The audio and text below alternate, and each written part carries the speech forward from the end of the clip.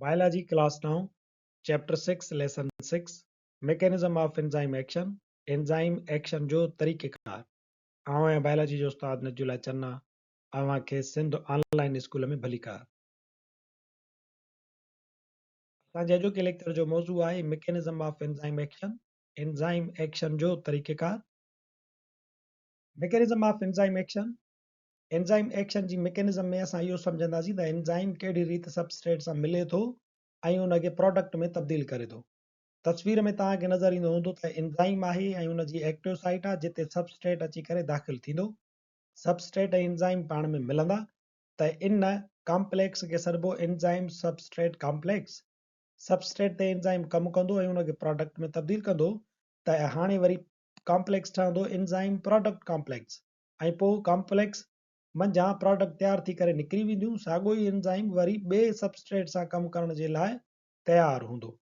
Enzyme catalyzes the reaction by attaching to substrate which ends to the product formation. Enzyme catalyzes reaction जे दौरान substrate सां मिलंदो आहे ऐं उनखे प्रोडक्ट में तब्दील कंदो आहे। Enzyme exposes its active site to attract a specific substrate, makes enzyme substrate complex. Enzyme छा कंदो, पंहिंजी एक्टिव साइट सबस्ट्रेट खे अट्रैक्ट करण जे लाइ पेश कंदो ऐं जॾहिं सबस्ट्रेट अची करे एंजाइम सां मिलंदो त एंजाइम सबस्ट्रेट कॉम्प्लेक्स ठहंदो।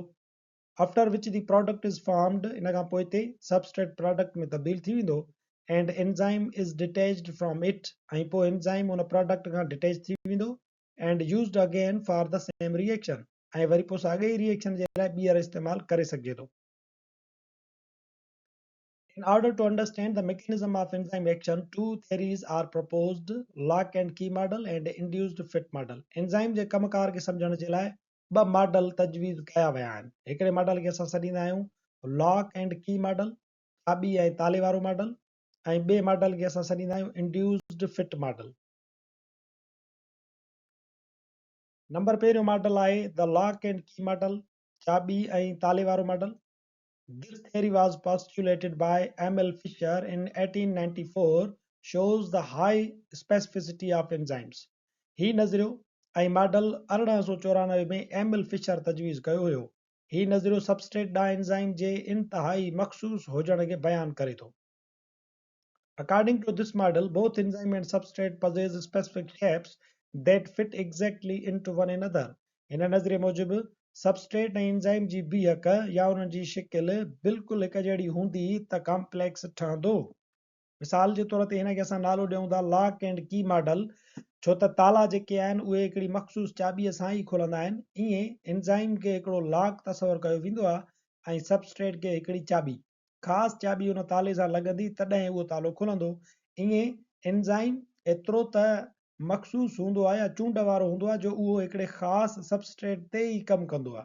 ॿियो को सबस्ट्रेट जेकॾहिं उन एंजाइम ॾांहुं ईंदो त उन एंजाइम जो कमु उन जे लाइ ज़ीरो हूंदो।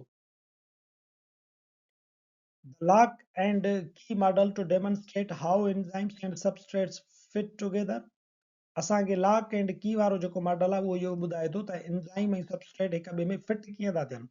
मिसाल जे तौर ते एंजाइम टाइप 1 जो तव्हां ॾिसो एक्टिव साइट, एंजाइम टाइप 2 जो ॾिसो ऐं एंजाइम टाइप 3 जो ॾिसो।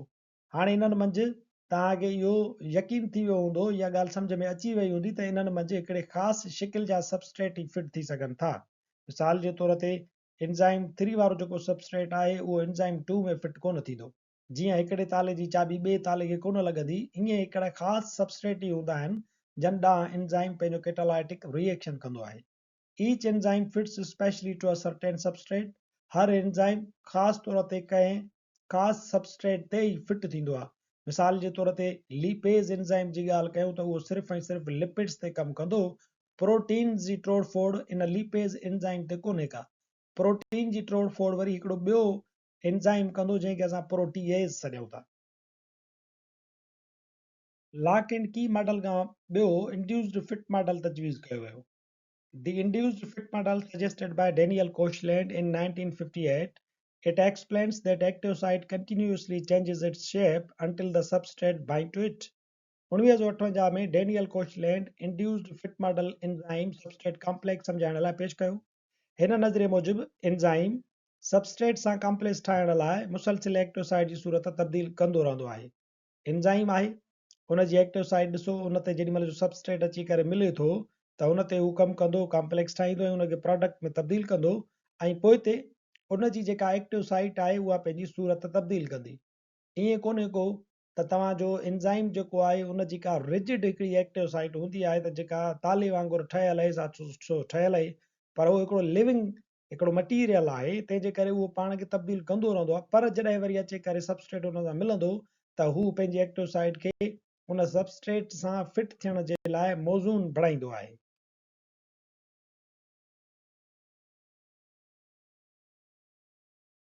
It also says that active site of enzyme is flexible. Lock and key theory does not explain it. Induced fit model असांखे इहो सम्झाए थो त कंहिं बि एंजाइम जी एक्टिव साइट फ्लेक्सिबल थींदी आहे, उहा तब्दील थींदी आहे। मिसाल जे तौर ते सबस्ट्रेट अची करे एंजाइम सां मिलियो त एक्टिव साइट सां उनजो कॉम्प्लेक्स ठहंदो, उन ते हू कमु कंदो, उन खां बाद वरी उनजी जेका शिकिल आहे एक्टिव साइट जी उहा तब्दील थी वेंदी। पर जॾहिं वरी सबस्ट्रेट उन सां अची करे मिलण जे लाइ पहुचंदो त एंजाइम पंहिंजी एक्टिव साइट खे सबस्ट्रेट सां मिलण जे लाइ मौज़ून बणाए छॾींदो आहे। सो इंड्यूस्ड फिट मॉडल असांखे इहो सम्झाए थो त एंजाइम जी एक्टिव साइट का रिजिड हालत वारी या रिजिड सूरत वारी का एक्टिव साइट कोन हूंदी आहे, पर उहा फ्लेक्सिबल हूंदी आहे। असांजो अॼोको लेक्चर हिते पुॼाणीअ ते पहुचे थो। वरी हाज़ुर थींदासीं नए लेक्चर सां गॾु। तेसिताईं ॾिसंदा रहो सिंध ऑनलाइन स्कूल।